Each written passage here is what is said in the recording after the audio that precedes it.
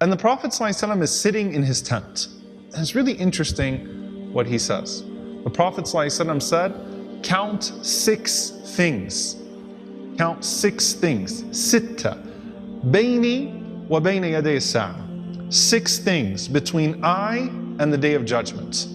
What an interesting time to talk about the Day of Judgment. Now, if you're in the midst of battle, or you're seeing that's a time you're thinking about the hereafter, you're thinking about all of these different things, you're thinking about some of these difficulties.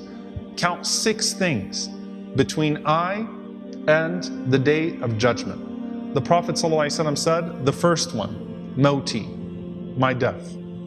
My death. The Prophet ﷺ said that the time, if you were to describe the lapse of time, or the amount of time between my death and the Day of Judgment, the Prophet ﷺ said it's like these 2 fingers, meaning the difference in height between these 2 fingers, right? So this is how much time has passed of the world's existence. What remains is like this time, okay? The closeness of the death of the Prophet ﷺ to the Day of Judgment. Then he said, sallallahu alaihi wasallam, ثُمَّ فَتْحُ بَيْتِ الْمَقْدِسِ, and then the conquest of Jerusalem. Okay, the conquest of Jerusalem. Then the Prophet ﷺ said, ثُمَّ مَوْتَانْ يَأْخُذُ فِيكُمْ كَكُعَاصِ الْغَنَمِ. The Prophet ﷺ said, and then after that, a plague that will afflict you and kill you in great numbers, just like a plague that would run through sheep. Okay, so imagine a disease that runs through a flock of sheep and you see them fall rapidly and in great numbers.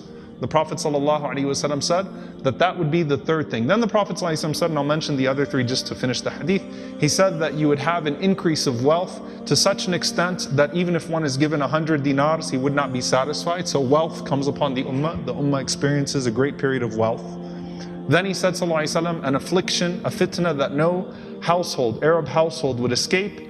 And then he said, ﷺ, a truce between you and Bani al-Asfar, which are the Byzantines, the Romans, who will betray you and attack you under 80 flags. Under each flag will be 12,000 soldiers. So the implication is that the Roman Empire would not be the traditional Roman Empire.